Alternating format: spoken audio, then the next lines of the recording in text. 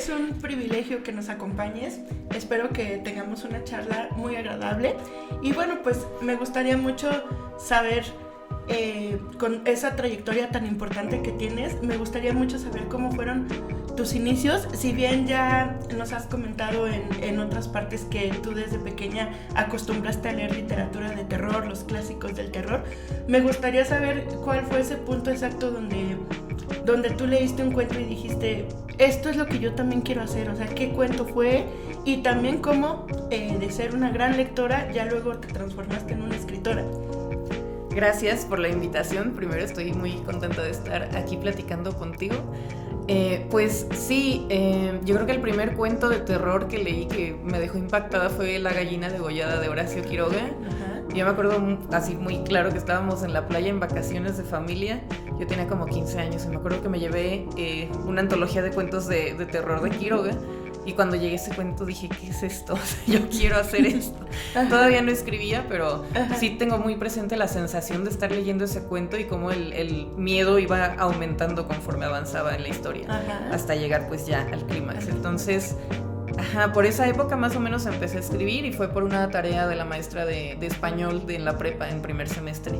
Y pues escribí un cuento de unas ranas que es un poco más por la línea de Roman Dirge, que es como pues más tétrico, digamos. Más tétrico. Hace cómic, entonces es también como más cultura popular, digamos. Ok.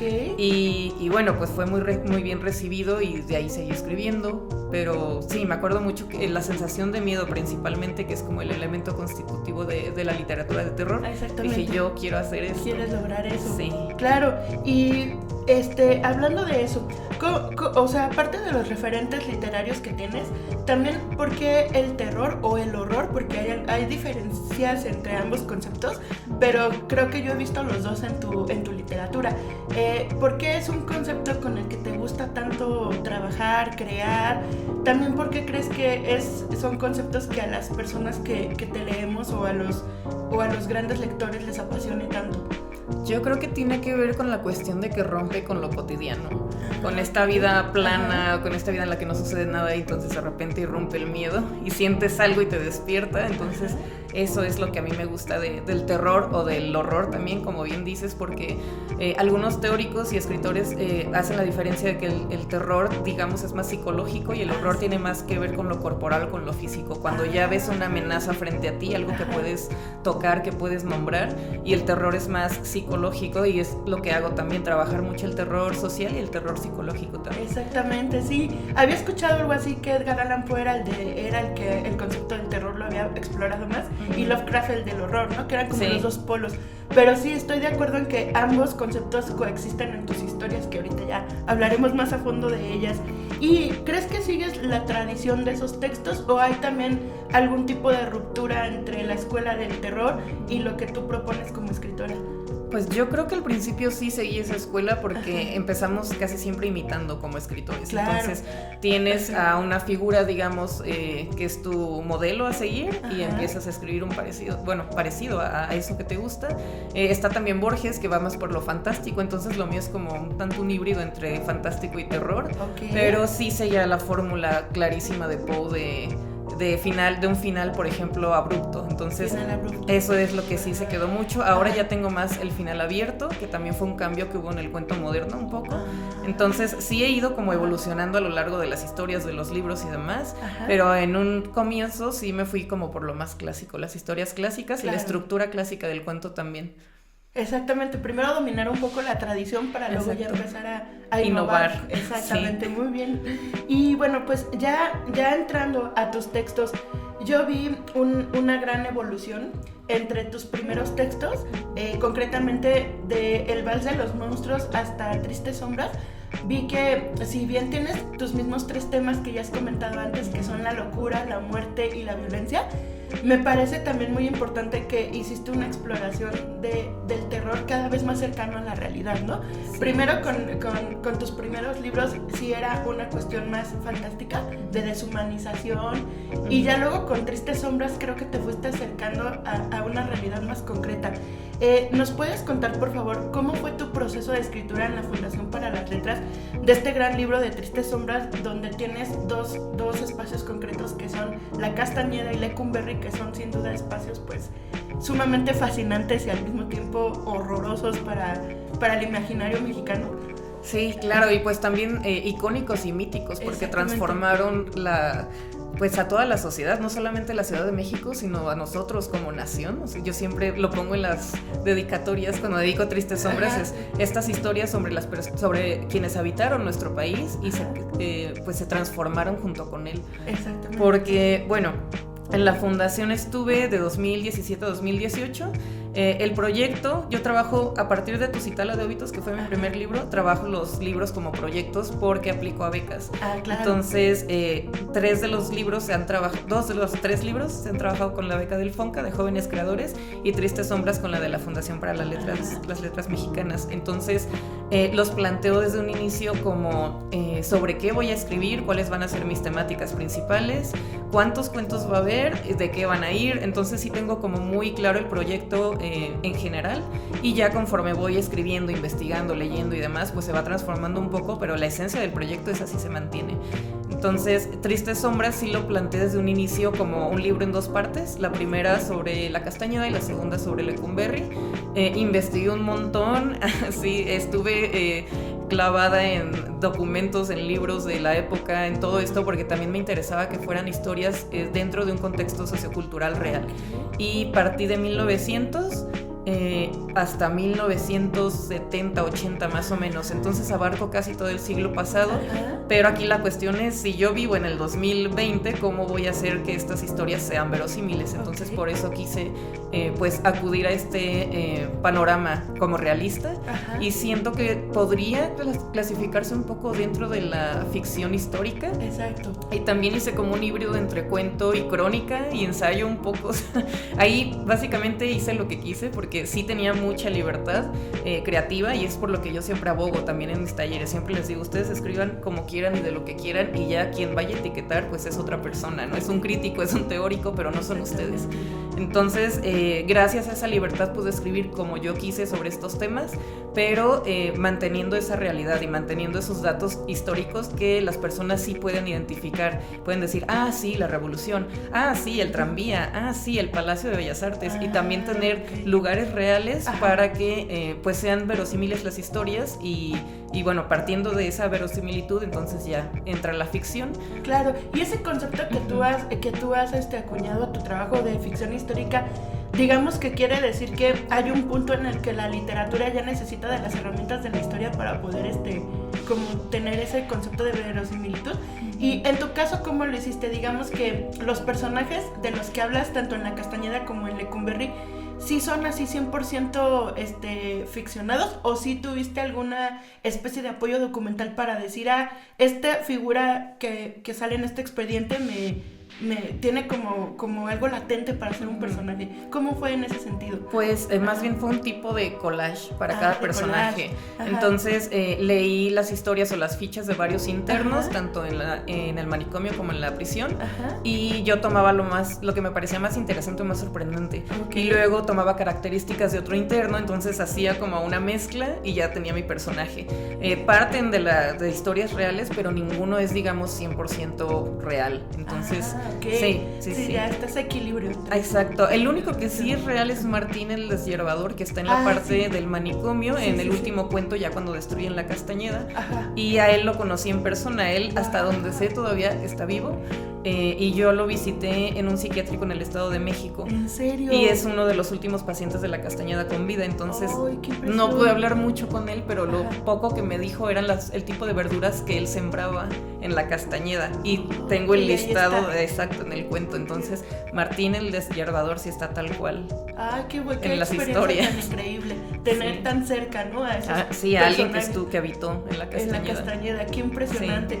Y bueno, pues ya haciendo una transición al libro siguiente, que fue Despojos, que también tiene esta estructura que tú mencionas, donde ya haces un universo entero, y a partir de ese universo entero vas creando los cuentos individuales, ¿no?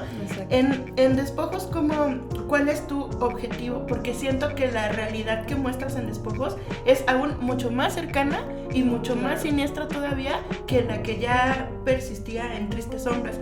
¿Cómo fue ese proceso de tener un objetivo tan concreto con con esa realidad tan terrible, cosas que están pasando en el aquí y en el ahora. Bueno, claro, también lo de Tristes Sombras son historias llega hasta la actualidad, pasando, sí, pero tienen un contexto histórico muy exacto. Sin embargo, Despojos sí lo siento totalmente en este momento, o sea, que en este momento muchas de las cosas que estás planteando ahí están sucediendo en esos lugares donde construiste las historias. Ahí también, eso sí fue completamente inconsciente, pero después me di cuenta, ya pensando en todo esto, que tenía que ir al pasado para empezar a construir ese pasado y esa violencia y ese tipo de locura para poder llegar al presente y hablar del presente. No podía hablar del presente de golpe, entonces sí fue un proceso de años. Comentaba que en 2017 empecé Tristes Sombras, entonces hace 5 años que estoy trabajando como esta cuestión ya de la violencia social más cercana a nosotros, digamos, y siento que sí fue como una especie de evolución hasta que ya pude llegar a nuestro siglo, ¿no? Como ir avanzando a través del tiempo hasta llegar al siglo XXI y hablar de lo que está sucediendo ahora. También tiene que ver con la cuestión de que me angustia demasiado la cuestión de la violencia de género, cómo ha escalado hasta actualmente los 10 feminicidios que tenemos al día. Y esta cuestión también de que cada vez es más cerca, no es una prima, es una vecina, y dices, en algún momento voy a ser yo. Y es una angustia terrible, y yo pensaba, ¿qué puedo hacer desde mi trinchera, desde lo que yo sé hacer, que es escribir? Pues escribir un libro en torno a esta violencia. Claro, y sí es impresionante cómo primero empezaste con personajes construidos a partir de una suposición fantástica, y ahora ya llegaste a algo que está a la vuelta de la esquina. Es increíble, ¿no? Cómo hiciste esa trayectoria. ¿Y qué piensas?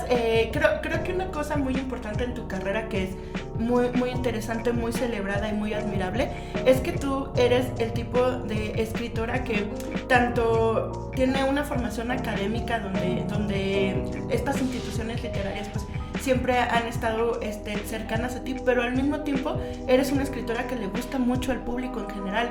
Tú eres una escritora que leen no solo literatos, sino gente en general.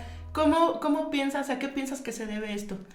Yo creo que tiene que ver con la cuestión de que los lectores se pueden identificar con los personajes en alguna cuestión u otra, pero siempre hay algo con lo que se pueden identificar, o más en una historia que en otra, pero siento eso, que mis personajes son demasiado humanos y por eso es fácil encontrarse en ellos o en lo que los está pasando. Y varios lectores me han dicho como, es que esta historia me recordó a mi abuela, el cuento del Alzheimer, por ejemplo, en el Vals de los Monstruos. Entonces sí hay varios personajes que luego me escriben o me dicen en persona en las presentaciones, cuando leí eso me recordó mi infancia, mi papá, mi mamá. Entonces creo que encontrarse en estas historias es lo que vuelve como tan cercanos los libros a los lectores. A las personas, totalmente de acuerdo. Muchísimas gracias, Lola, es un placer conversar contigo. Espero que esta carrera siga cada vez más en ascenso, y pues también es importante plantear que tú eres de Querétaro, entonces eres un referente muy importante tanto para el estado como en las letras a nivel nacional. Y por último, me gustaría invitarte a leer algún fragmento que te guste mucho de tu último libro, que es Despojos. Claro. Muchas gracias. Voy a leer los primeros párrafos de el cuento que se llama La rabia lenta. Tiene un epígrafe que es una pequeña venganza es más humana que ninguna, de Nietzsche. Al momento de poner un pie fuera del auto, su semblante cambia. Deja a la Abigail sosegada en el asiento del conductor y camina varios metros por la acera gris que bordea el estacionamiento. Pasa cerca de una pareja que construye un precario castillo, ensartando fierros viejos entre sí, mientras en la cajuela de una camioneta destartalada aguardan varios botes multicolores de plásticos cerrados. El frágil castillo que resguardará a una mujer con mandil, donde el fuego calentará un comal y vasijas de barro con guisados humeantes, estará terminado para cuando ella salga. Llega a las escaleras que dirigen a la entrada principal. Sube y muestra su credencial. El guardia abre la puerta y le permite pasar. Se detiene en un escritorio de madera desvencijado del siglo anterior. Cada objeto pertenece a otro tiempo. Entrega su credencial y le devuelven un papel blanco con algunas letras y números. En un mostrador contiguo entrega su bolso, saluda a los inspectores alegres prestos a la plática y pasa a los cubículos de revisión, único lugar en el que es atendida por una mujer. Casi siempre la recibe la misma. Pasan a un pequeño cuarto blanco similar a un vestidor en el que la otra palpa cada parte de su cuerpo. Le da permiso de salir. Ella agradece, toma su bolso y se dirige a otro mostrador, donde enseña el papel blanco y recibe un gafete con un cordón que debe llevar al cuello. Luego la marcan en la parte interior del antebrazo derecho con tinta invisible. Atraviesa la reja de barrotes azules que custodia el primer pasillo rodeado por campo. Sus pasos ya saben a dónde dirigirse en aquel laberinto plomizo. De repente una ráfaga se cuela entre las hendiduras de las paredes y se aterra de que la engulla aquello que viene a buscar. Traga saliva para ahuyentar el terror y avanza a través de 2, 3 rejas más, donde el procedimiento es el mismo. Saludar al guardia, introducir su brazo en una caja negra para mostrar el tatuaje temporal que solo es percibible en esa mínima oscuridad con luz neón. Encuentra pocas personas en los pasillos grises, escucha murmullos que apenas son voces y siente las miradas punzantes de los pocos que andan por los jardines adyacentes. Al atravesar la última reja, se detiene y observa el patio con mesas y bancas de cemento ocupadas por un número reducido de presos y visitantes. El sonido de voces que hablan a un nivel normal le da la bienvenida antes de que algunos la volteen a ver. Otros charlan a la distancia, unos más están de espaldas, en silencio. Reconoce la figura alta y delgada de Ernesto entre estos últimos. Saluda con una sonrisa a los guardias que están a los costados. Sus miradas severas le recuerdan, como cada mes, que si alguno de los presos se pone violento o intenta hacerle algo, lo que debe hacer es correr a toda prisa hacia los extremos. Con pasos lentos que retrasan el encuentro lo más posible, llega al sitio. Ocupa el lugar frente a Ernesto. Se saludan con un movimiento de cabeza y se miran unos segundos. Ella reconoce en los ojos de aquel la mirada lastimera de un can famélico. Él parece amedrentado y se mira las manos. Hoy, la densidad de su mutismo le pesa a Abigail como nunca. Ernesto se aclara la garganta, preludio para hablar, y la mujer estira el cuello hacia él, mas este no emite palabra alguna. Ella conoce cada uno de sus silencios, el taciturno, el resentido, el rabioso. El de hoy es nuevo, los asfixia a ambos. Trae consigo la tempestad. Ella comienza a respirar por la boca y se lleva una mano al pecho al tiempo que Ernesto niega con la cabeza. Se distancian un poco haciéndose hacia atrás, como si en aquellos centímetros que acaba de interponer lograra encontrar el oxígeno faltante. Él suspira y, al levantar la mirada, se encuentra de nuevo con aquellos ojos interrogantes que quisieran asomarse a lo más hondo de su ser, así que los esquiva de nuevo. Permanece en su sitio, siempre resiste. Esta rutina mutua de los últimos martes de mes no ha sido alterada por ninguna de las dos partes. Abigail mira a los otros. Algunos rostros de los visitantes imitan también las muecas de los presos, que si no fuera por los uniformes, sería difícil decir quién está purgando qué condena. Hay instantes más breves que un pestañeo en los que piensa que él por fin dirá algo. Al abrir un poco la boca y humedecer los labios, al aclararse la garganta o rascarse la frente. A veces cree que una disculpa está a punto de ser pronunciada, pero no, nada, él sigue impasible. Ernesto hace un movimiento brusco y su quijada truena. Abigail no sabe si la quiere intimidar o si es él el intimidado. Trata de tranquilizarse y recurre a su bolso. Se pone crema en las manos. A él le llega el aroma cítrico que le trae a la memoria migajas de un placer distante. Luego ella saca un cigarro y le ofrece otro. Ernesto acepta, único gesto de complicidad que ha mostrado en sus encuentros. Ella enciende el suyo y le acerca el encendedor. La mano huesuda que lo recibe hace lo posible por tocar solo el plástico. Cuando dan caladas al mismo tiempo, el humo se reúne y sube en una sola columna que se disipa pronto. A diferencia del resto de las personas que visitan a los presos a esa hora y en ese día, la mayoría mujeres, Abigail es de las pocas que entran con un bolso pequeño. En el resto de las mesas se observan alimentos, refrescos y café que acompañan pláticas y discusiones animadas continuamente reprimidas por los guardias. Quienes los observan se preguntan para qué se reúnen. Cuando Ernesto es cuestionado al respecto, responde que es algo que tiene que hacer. Por su parte, a Abigail nadie la cuestiona porque ha tenido el cuidado de no mencionarle a nadie estas visitas. Las primeras veces ella se empeñó en hacerlo hablar, mas nada que dijera, nada que preguntara podía arrancarle siquiera un monosílabo a aquel golem reducido. Preguntas, recriminaciones, distintos tonos de voz. Calma e ira, ambas daban igual, así que comenzó a imitar su mutismo. Está atenta al tiempo gracias a su reloj de mano. Lo mira con disimulo cada tanto. Cuando comprendió lo inútil de sus palabras, implementó una señal para indicar que la reunión había llegado a su fin. Mirar el reloj colocando su brazo sobre la mesa. De los 40 minutos permitidos, nunca ha superado los 20. Ernesto parece estar de acuerdo. No se ha quejado ni le ha pedido que se quede más tiempo. Ella toma su bolso y lo mira a los ojos. Él también la mira. A veces, como ahora, la mujer deja algunas mentas sobre la mesa tras ponerse de pie. Abigail recorre el mismo camino a la inversa, pasa por las rejas, muestra de nuevo el sello, llega a la entrada principal. Cambia el gafete por su credencial, vuelve a pasar por el cuarto de revisión, entrega el papel en el escritorio desvencijado y se despide del guardia de la puerta principal. Atraviesa el vidrio negro y regresa a la realidad de los libres que purgan penitencia sin estar en confinamiento. Vuelve a recorrer la acera sintiéndose 20 gramos más ligera, siente que una fracción de la culpa se quedó ahí dentro, absorbida por Ernesto, quien ya debe caminar como si llevara zapatos de hierro. Para él, las visitas de la madre de la mujer a la que asesinó son una segunda condena silente que aceptó cumplir sin protesta. Ese es un gran fragmento de uno de los cuentos creo que favoritos de muchos de tus lectores. Y también es importante mencionar que este libro ganó el premio Laura Méndez de Cuenca, eso es algo muy importante. Y que nos cuentes también por último dónde si va a haber reimpresiones, dónde podemos conseguir toda tu obra. Sí, este libro se agotó en 3 meses después de que salió. En la Feria del Libro de Guadalajara estaban los últimos ejemplares, pero ya firmé para la reimpresión. Entonces en marzo hay nuevo tiraje de despojos. Va a estar disponible pues en las tiendas del FOEM en Toluca. Ese es lo malo de que no hay buena distribución. Pero si me contactan yo voy a tener también ejemplares en venta. Entonces estoy en todos lados como Lola Ancira. Y pues los demás libros también se consiguen directamente en las páginas de las editoriales de Fondo Blanco, de Paraíso Perdido, Tristes Sombras. Y deberían estar en Gandhi, en Sótano, en Amazon también están para Kindle. Entonces, ay, excelente. Sí, es fácil conseguirlos. Muchísimas gracias, Lola. Fue un placer platicar contigo. Muchas gracias a ti, muchas gracias. A ti.